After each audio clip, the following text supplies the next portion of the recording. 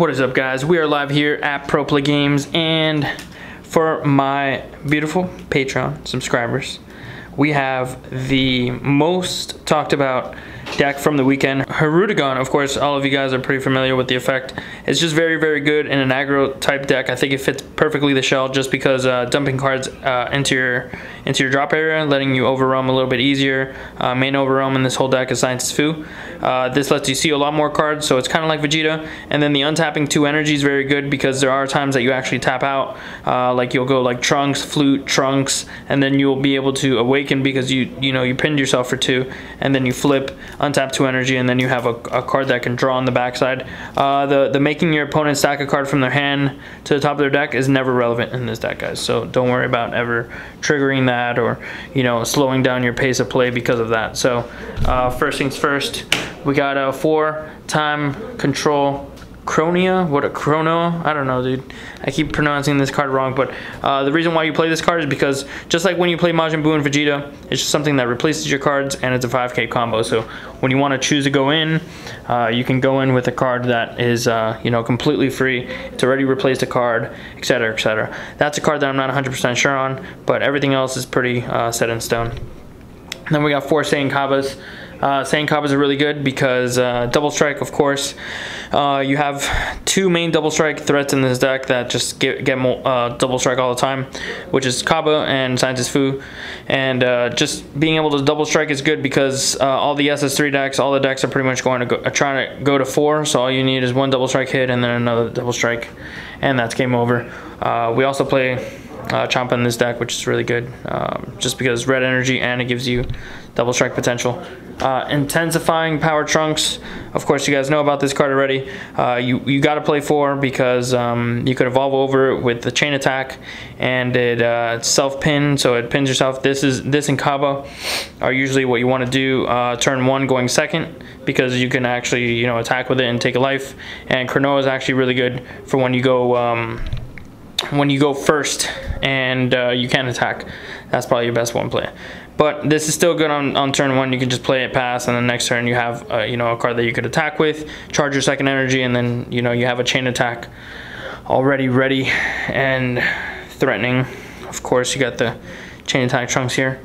Now, you never really play this card for 4 energy. You normally just, with the 2 red evolve, you want to evolve right over the intensifying Power Trunks, which is really good because you can bring out a few different threats. Obviously, you can bring out all those little 1-drops, but normally what you want to bring out is Zeno, or something that, you guys are going to get the inside tech on.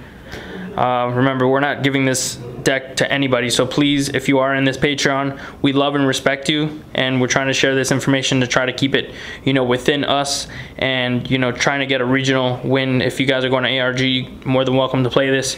If you're going to GenCon, more than welcome to play this, but please don't try to share this with your friends. Remember, you guys paid the premium tier to get inside intel on this deck, so this is something that we came across that was extremely powerful in the deck.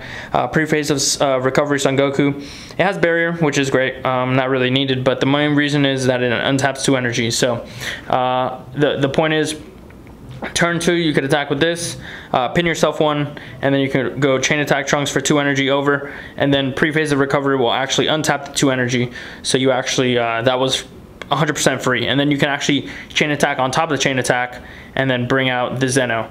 So there's a lot of cool plays that you can do with this card, and it's also blue energy, and it's 5k combo. So worst comes to worst, if you don't have the time to do those things, that is the worst case, that it is a blue energy, because you do need 1 blue in this deck. Usually you want to charge like 2 red. You want to go red, red, then blue, or maybe sometimes you'll go like red, blue, because you can kill your opponent on turn 2, and I've done it with double red.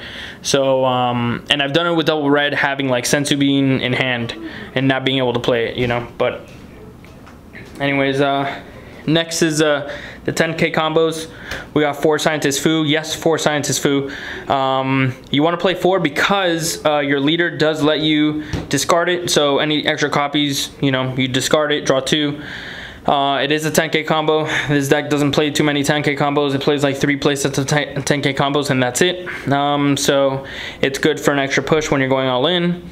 And yeah, you could also discard it with a super combo, which is great. So you have 2 ways of getting it out of your hand. We thought about more overwhelm cards, but the problem with this deck is that you kill your opponent on turn 2. So what are you going to do? Overwhelm on turn 1? Usually not likely, you know. So Scientist Fu is all you need. I've tried more, doesn't really work. Unbreakable Super Saiyan, Son Goku, of course. It's a 10k combo. This is my favorite energy, actually. This is my favorite card of energy, like always. Yeah, it's just good. It's a 10k combo. Like I said, it's short on 10k combos, this whole deck. So it's one that draws you a card. And you usually use this on the aggressive, or you use it for energy. You don't really use it for the defensive. This is not a very defensive deck at all. You should be ending the game by turn 3, 4, you know, latest. Furthering Destruction Champa, like I said, very good because the deck is already light on 10Ks, and it's something that's very good with the Saiyan Kaba. You know, SS3 decks are going immediately to 4. All you got to do is land a Saiyan Kaba, you know, maybe attack with your leader as a bluff, and then chop them out of nowhere. That's something that's going to get you a lot of games.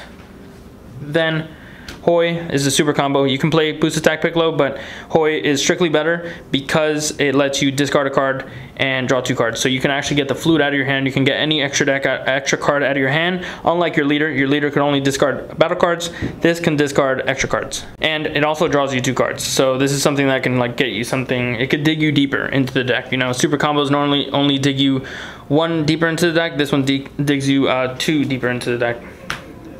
Then for the extra cards, we played 4 Flute. 4 Flute is an extender. It's an extra card. It's just something that lets you keep going and keep going. It replaces itself, draws itself a card. If it's dead when you're going for game, that's another point where Hoi is very good. Also, you want a Hoi at the end of any draw cards. So normally you want a Hoi. You want to, like, if you're going for game, you want to go like Unbreakable, Super Saiyan, draw a card. If it's a Flute, then you can use the Hoi to get rid of the Flute. You don't want to go, you know, Hoi first and then draw this, you know, play that. So the sequencing is really good. Very important in this deck. Plays very like Vegeta. Then we have 4 Senzu Beans. Of course, you need it to net energy. You need it to net a lot of things in this deck in order to continue to keep going. Not completely mandatory. I'm not 100% sold on blue, guys. I'm gonna just say that from the start. I think it's very good because it does net energy, but the thing is, you're so light on blue on this deck that I don't even think Senzu Bean is needed. There were games, like I said, that I ended with like no blue whatsoever. So, and then you play, I don't know where the 4th one is, but there you go. 4 Unyielding Spirit Trunks. I must have misplaced it, but we were just play testing right now, going in between cards, so there should be a 4th one here, so don't worry about that. But that should be the whole entire deck, I believe. It's just a very aggressive deck. If you guys played Vegeta before, you know exactly what the game plan is. You know exactly what you're supposed to do. It's very hard because you got to get to the certain numbers sometimes. Sometimes you want to hit like 35, sometimes you want to hit 45.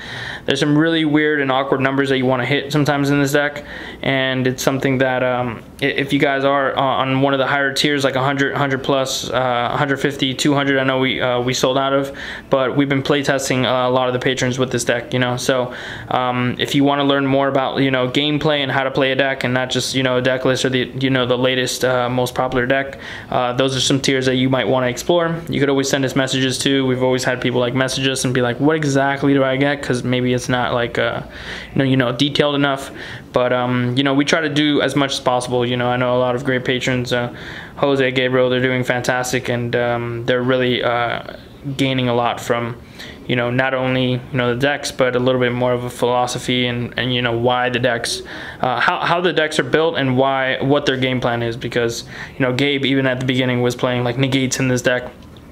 We're like, no, you're purely aggressive.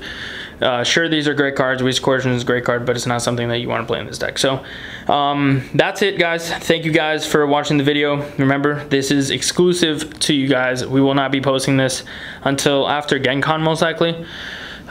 This is what we're looking at right now as a #1 frontrunner. We also have a Demiurge deck that we're actually messing around with too, that will probably get you know, tech profiled out soon. But if you guys want to see anything else like this, you know, let me know. We're trying to make competitive decks here. I know you guys saw the Hirudegarn deck that we posted on YouTube. We're going to be posting a lot more, like less competitive decks on YouTube. We'll be saving the competitive real stuff for you guys on Patreon. So if you know somebody who would benefit from our info, make sure you shoot them over to our Patreon. Really appreciate you guys once again. That's pretty much it for the deck. Till next time.